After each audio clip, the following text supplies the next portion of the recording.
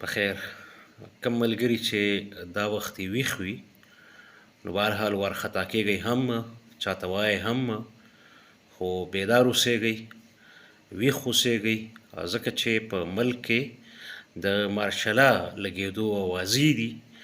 دا اوازې افواګانې څومره حقیقت ته نږدې دي د مارشلا څومره امکانات موجود دي او څومره نه دي په دې باندې خبره کوم خو لومبی د 15 سکندو دغه ویډیو ګورئ چې د لاهور ښار نه په سوشل میډیا په گردش کې دا چېرته چې پوځیان په لاهور ښار کې ګشت کوي بیا راځم درته وایم چې د مارشلا لګېدو اوازې د کوم ځای نه خورې دي او امکانات یې څومره دي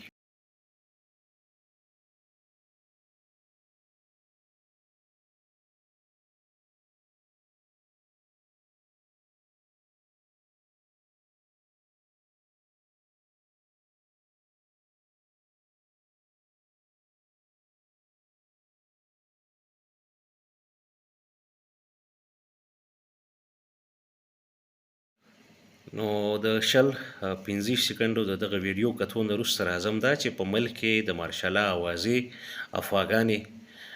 رومرز چا خواره کړي دي ولې خواره شوي دي په لاهور ښار کې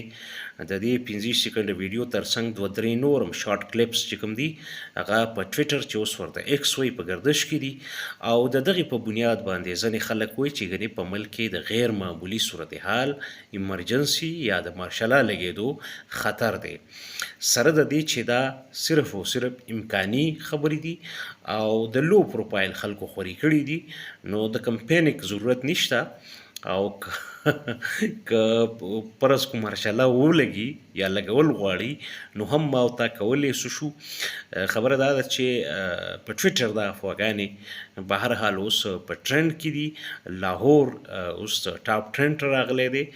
ما سره چې کوم حساب کتاب دی یا د ټویټر سیټینګ دی نو په هغې کې لاهور په ټاپ ټرند کې دی او ټول خلک دا پوښتنه کوي چې په لاهور کې چل څه شوی دی نو په لاهور کې چل دا دی چې پوځیان گردش کوي باوسله پوځیان په لاهور ښار کې دا لا معلومه نه ده چې ولې یا سیکورټي سچویشن خراب دی او کنه ادروایز پولیټیکل خو څومره حده پورې چې د مارشلا امکان دی یا پولیټیکل موف نو فی الحال دا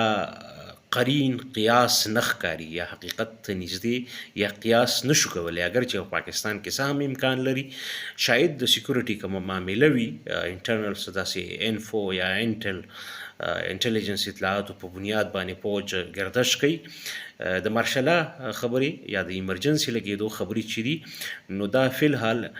پریمیچور دي پریمیچور دا چې سمې نه دي پخې شوي خال خلک د تشویش اظهار کوي په دې نقل و حرکت باندې او ډیر خلک دا پوښتنه کوي چې لاهور ولې په ټرند کې دی نو بهرحال امکان کلي طور خو نشي مسترد کولی تر دې نشي کولی البته فی الحال ملک کې چونکې سیاسي داسې صورتحال نه دی جوړ او نه دا د ادارو په ګټه ده چې فی الحال داسې د کانسټیټیوشن اخوا کم قدم پورته کړي نه افواګانې یعنی کنکلوژن دا چې دا صرف او صرف اوازې دي که څه چې کلي طور نشو رد کولی او بل دا چې که موږ ورته ایښ هم پاتې شو نو په څه وکړو موږ دپاره مارشلا ودرول یا د مارشلا مخه نیول اگر چې ایکسټرا کنسټیټیوشنل یا ان کنسټیټیوشنل قدم پورته کول یو مهذب شهري کله هم نه خوښوي خو دا صورتحال چې کوم اوس دی ډیولپینګ نو دا د سیکورټي کومه ایشو ماته ښکاري نه چې د سیاسي اړې ګړې په